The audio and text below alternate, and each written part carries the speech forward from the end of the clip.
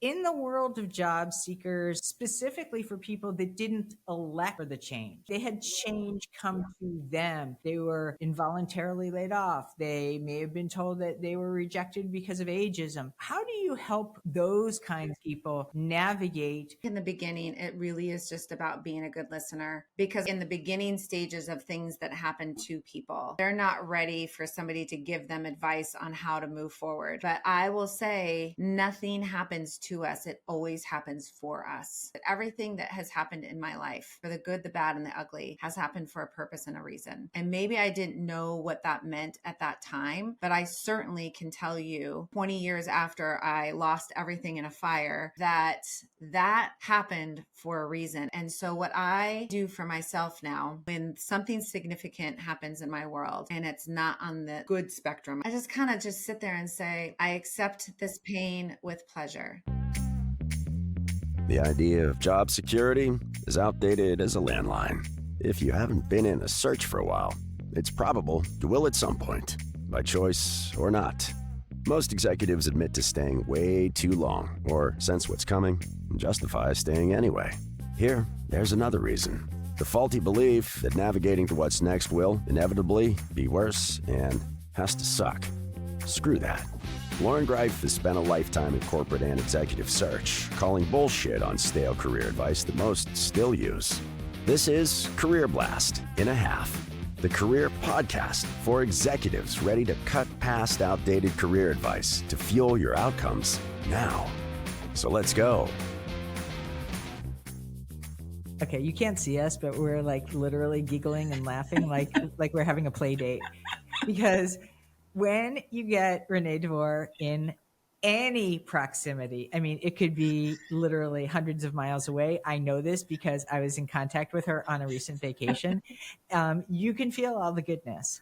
And I'm going to have Renee introduce herself, but just so you know, before we get any further, make sure her link is going to be below in the show notes. Make sure that you follow this woman on LinkedIn, because there is goodness that you do not want to miss out on. So Renee, hugs and loves to you.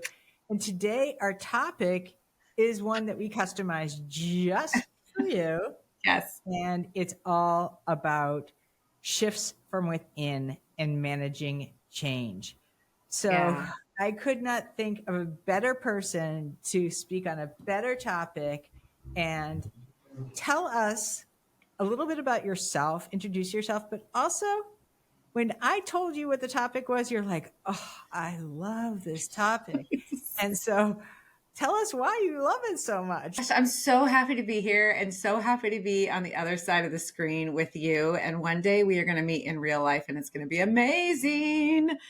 When we were talking about change, first of all, I don't know where it happened in my life that I just was like, let's just attack uncertainty.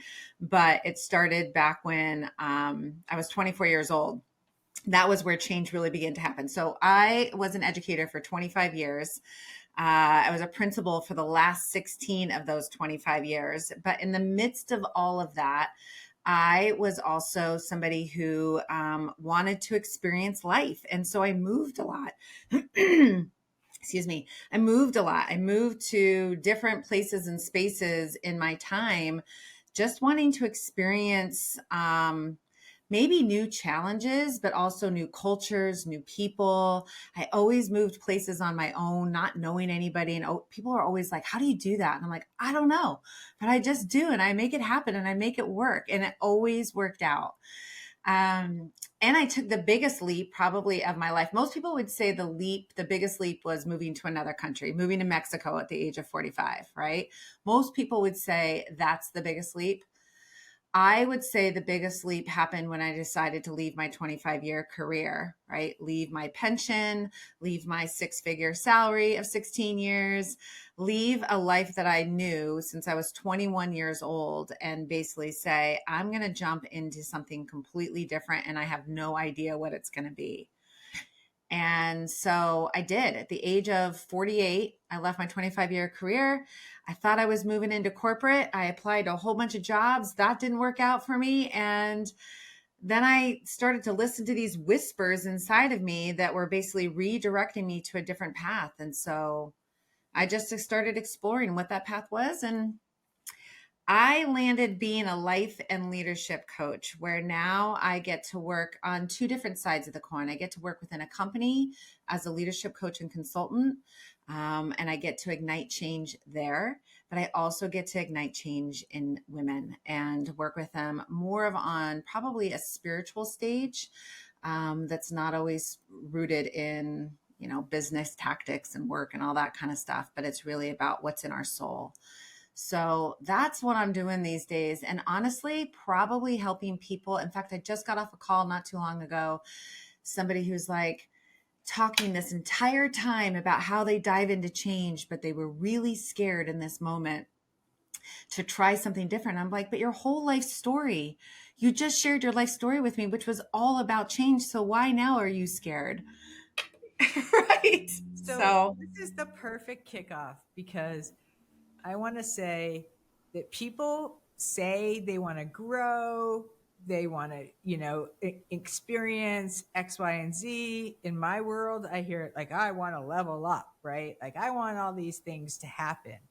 And to some degree, I mean, let's face it, we're always changing whether we elect for it or not. mm-hmm. Nobody wakes up the same way that they did yesterday, the same mood, or, eating the same breakfast, although there, Mm. there are probably are some, but I want to say few. So for those of us who don't love change or think we do and then find out, oops, I misspoke, Mm. Mm. what is the first step to allow for that change to happen in the face of our lizard brain that is trying Mm. to keep us safe and all of that resistance? We can say it and then it comes and we're like, nah, not so sure. So how do Mm. we get to that first place and also reconcile the sides of the coin that are not necessarily all in? I think it's always the first question to ask is, what would it cost me not to change, to make this change, right? Whether that's a marriage, a relationship, a friendship, a career, a move, whatever that is, it's asking yourself the question like, what would it cost me not to do this? Hmm. Um, And so how do you evaluate it if somebody says, it's kind of like, I'm uncomfortable, but I don't know if I'm that uncomfortable. maybe then you're not ready yet, right? Mhm. So maybe you're not ready to make that shift. Like, I think what I help people do, and I had to learn this the hard way myself, is that there are always whispers among us, right? There's all these little messages that come in that tell us it's time to shift, it's time to pivot, it's time to make a change happen, right? For me, it was a feeling within my gut and my heart that I've been feeling so tense in the role of being a principal for 7 years until I got slapped upside the head, right? But there were all of these whispers along the way that were telling me like, oh, it's time for you to look different and time to make a change, right? But the thing that was actually holding me back was that I didn't feel like I had the tools or the time or the resource. I don't know exactly. I haven't really examined that on what held me back for so long. But it was when I had my panic attack in 2021 that I thought I was dying, um, that I realized, oh, the universe needed to just slap me upside the head and say, no, this is what I've been trying to tell you for the last 7 years. You've been feeling it this whole time. So I would say if somebody's like, yeah, I'm uncomfortable, but I'm still comfortable enough, then I'd say, well, maybe then you're not ready to make that type of change. Because when you're ready to make that type of change, you really commit to it, right? This could be, like I said, a friendship. I mean, these are big things. Like when I think about change, I think about relationships, I think about career, I think about geographical location. Like there's those big changes, right? That's a commitment. But even for some people, any type of change, the smallest of change in a routine can be enough to throw some people off, right? Um, and so I would say it's always taking baby steps. So if you're not like me, it's just like I call fear a green light, and I'm just like, let's attack it, right? Let's go after it. Um, But not everybody is like me. Some people need to take these little baby steps to get to where they might want to go and be. And I also think it's always important. I always did this for myself. Like when I moved specifically from the West Coast, which I lived my entire life, to Chicago, which was a whole different realm for me, I remember leaving LA saying, nothing has to be forever. Mm-hmm. Nothing has to be forever.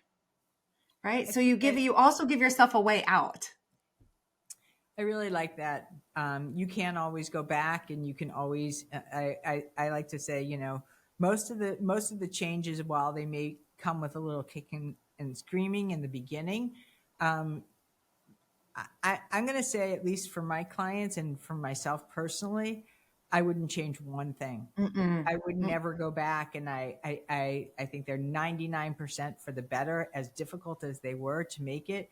So, I like to say, you know, give, try it for 30 days. And if you want, we can gladly refund your misery, because at the end of the day, you're making a change because there's probably something uncomfortable, right? And Mm, so you can always default back into what that is. mm, In the world of job seekers and change, because we're in a yeah. period of extensive change right now, be it from a political landscape, certainly from a technological landscape, with the endless amounts of bots and AI and everybody, like, cutting corners and doing this and doing that, but also specifically for people that didn't elect for the change, right? They had change Yeah. come to them. They were involuntarily laid off. They may have been told that they were rejected because of ageism. How do you help those kinds Mm, of people navigate when it's not just one change? It feels like everything is changing at the yeah. same time. Hmm. That's a really good question. Because I think so much of it in the beginning for people who don't elect for that type of change to happen is to really be a good listener. I think in the beginning, it really is just about being a good listener, because I think in the beginning stages of things that happen to people, right? They're not ready for somebody to give them advice on how to move forward, right? And how to figure, you know, down the road. And when I say down the road, that's different for everybody, but I will say nothing happens to us. It always happens for us. Right. I have come to an understanding, especially over these last couple of years, that everything that has happened in my life, for the good, the bad, and the ugly, has happened for a purpose and a reason.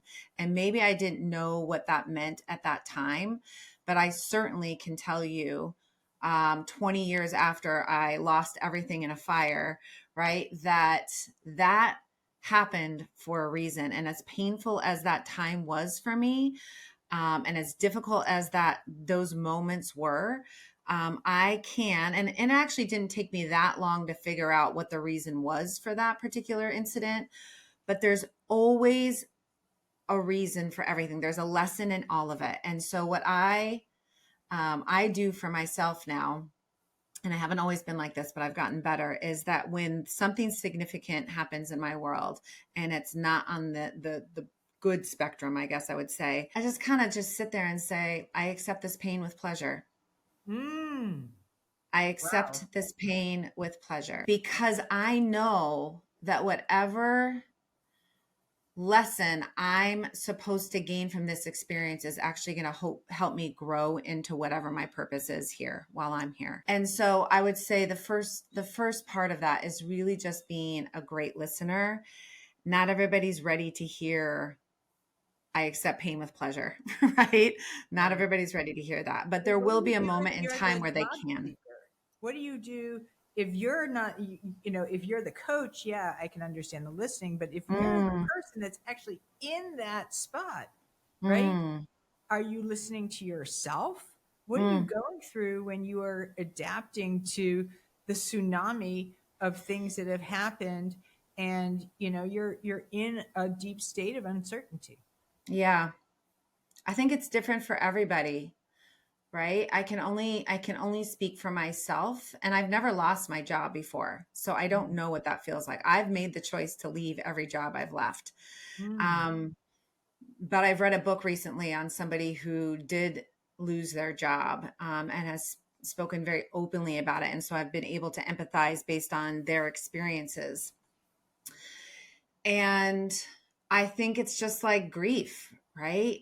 You're grieving the loss of a job, a loss of security, a disrespect. There's a lot of things, I think a lot of emotions that people feel in these moments. And it's not so much where you can go to receive the help. It's sometimes it's almost just sitting with those feelings for a little bit.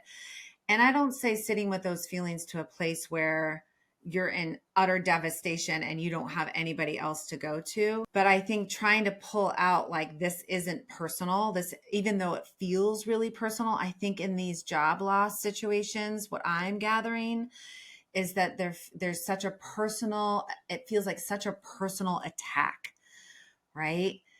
In fact, you put something on LinkedIn the other day about that, right? And I said, oh, I would crumble if somebody said that to me, right? So imagine if I lost a job, I would feel like such a personal attack to that. I think in those situations, I honestly would want to reach out to other people who have experienced something similar. I think that there are so many communities out there right now that are supporting and serving people who have been laid off. And to be a part of other people who get it and understand it, I think is really key for a certain amount of time, because I also believe like misery loves company. So if we're in a situation when we're commiserating with each other and we're sharing our experiences, but we're not lifting each other up and we're not inspiring each other to move on and get past that situation get past that situation and whatever that means for that person, then we're spending too long there. But I do think there's a piece of sitting with ourselves, giving ourselves grace, recognizing this isn't personal, and finding a network of people who can support us to kind of rally together, and then recognize like, when did I get enough of that group and that community for me to be able to move on, and explore and experience something new and better, in this next chapter. So I like that you made a parallel, with job loss to a level of grief, a death, Yeah.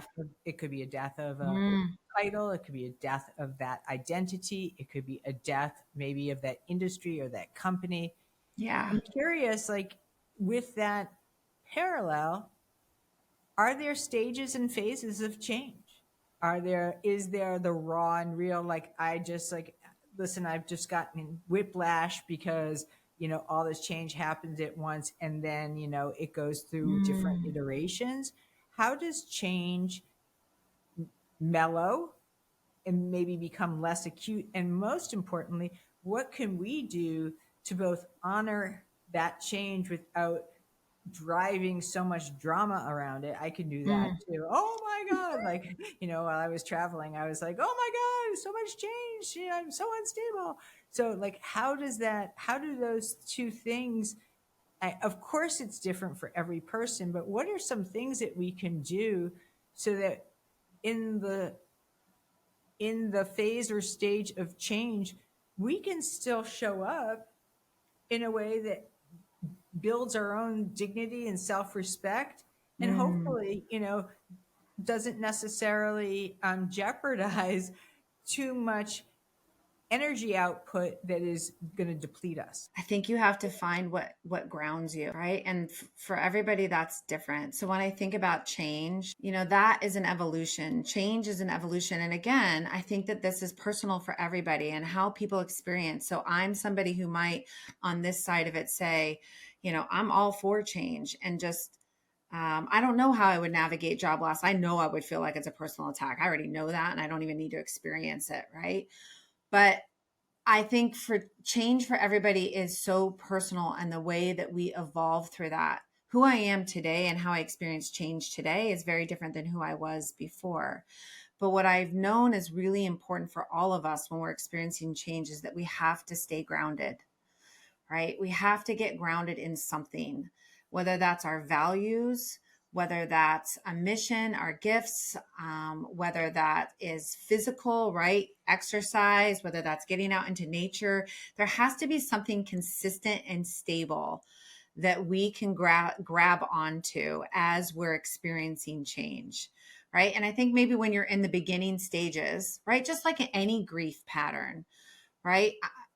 Everybody also experiences grief differently. Anger can come first, sadness can come first, right? Numbness can come first. There's all these different ways in which people experience grief. And I think that's why I would say it's also important to find people around you who can relate in different ways, because how I've experienced grief may not be how you've experienced grief, Totally. right?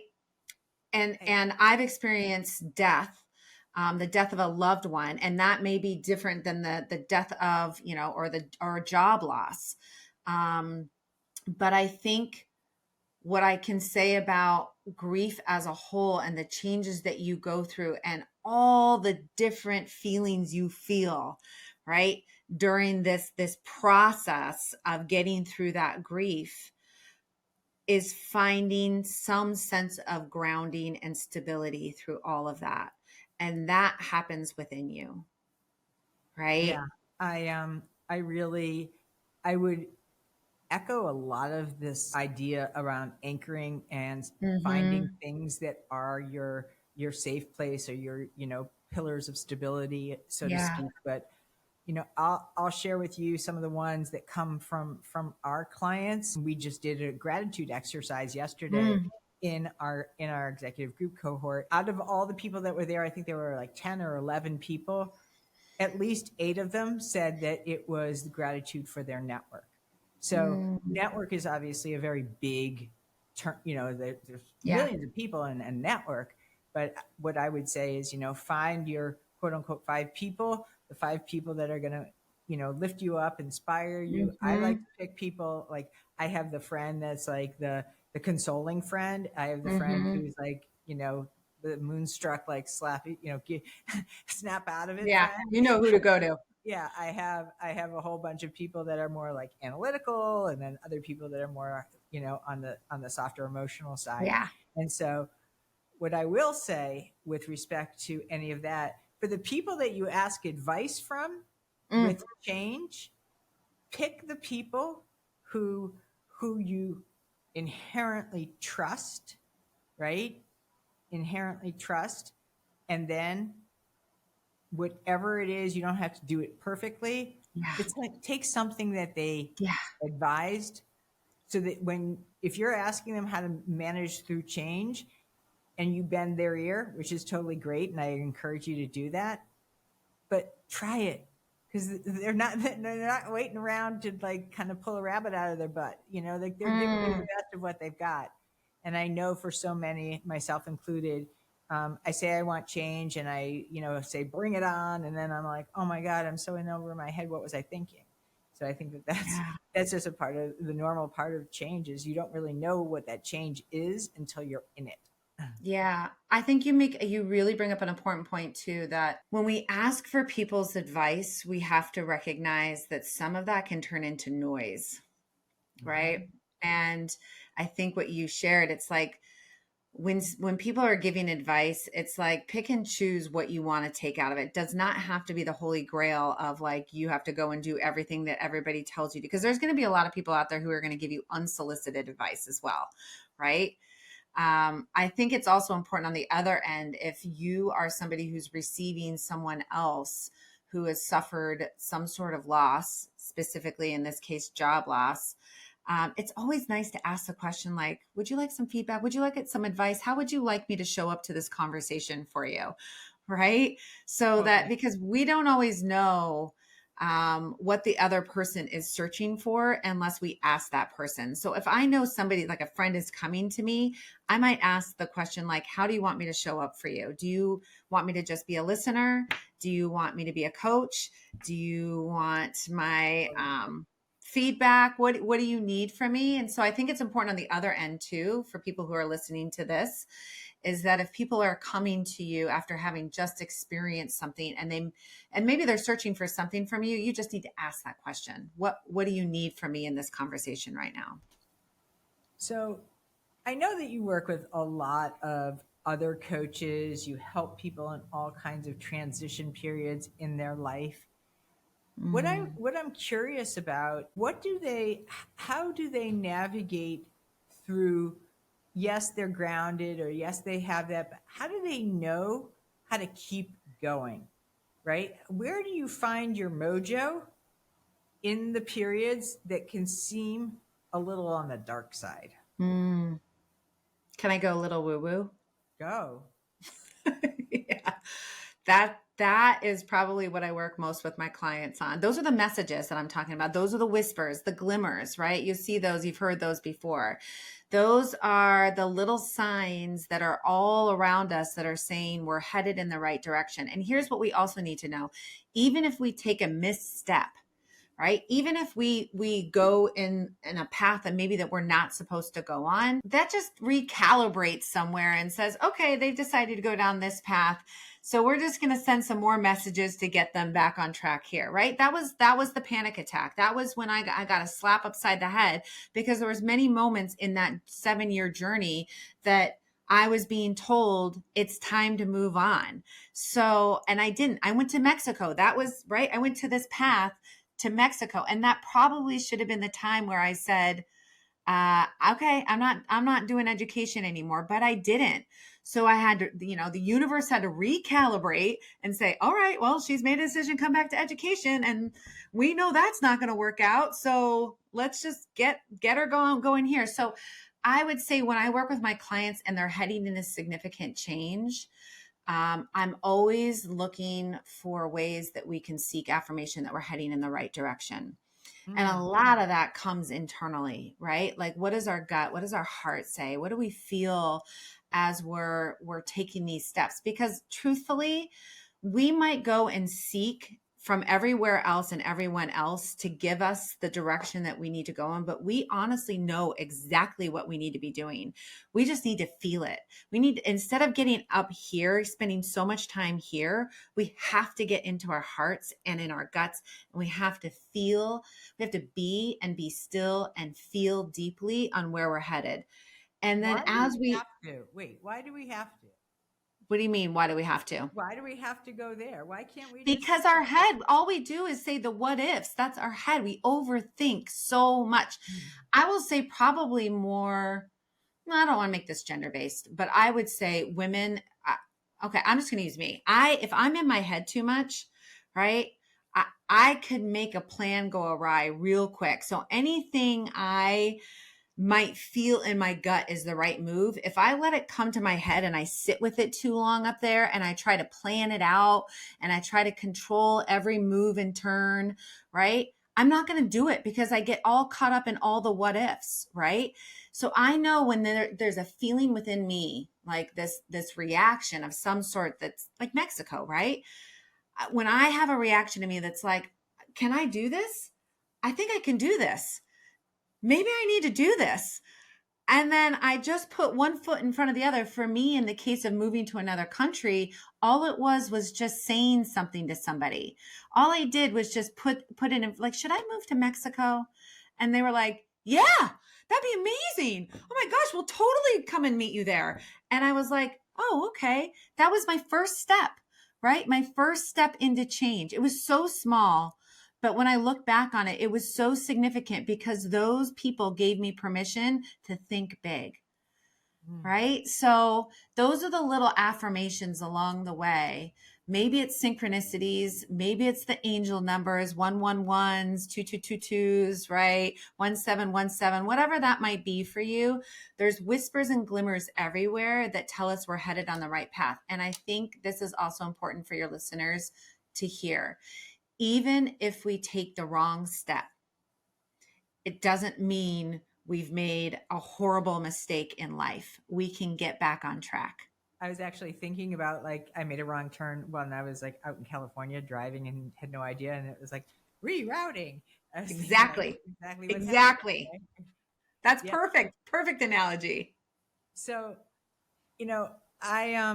I too have been through a lot of change. Some I did not sign up for. Other times I really sign up for.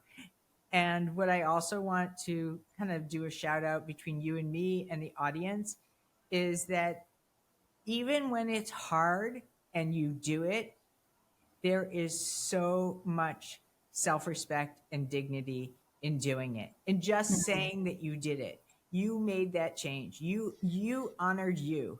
If you got to that place and you didn't turn around, you completed what it was that you said that you were going to do. And I know that I got a little like in my head when I was on my fishing trip, and you helped me out quite a bit. But my point is also that, I think that when you said that our head can lie to us and try to rationalize, and I consistently run into a lot of people, and I can just say this very candidly, coaching isn't I can't like give you the precise ROI, and I can't like imagine for you. I mean, I have metrics and I'm proud of them, but the point is that the ceiling here, it's up to you. You have no limitations.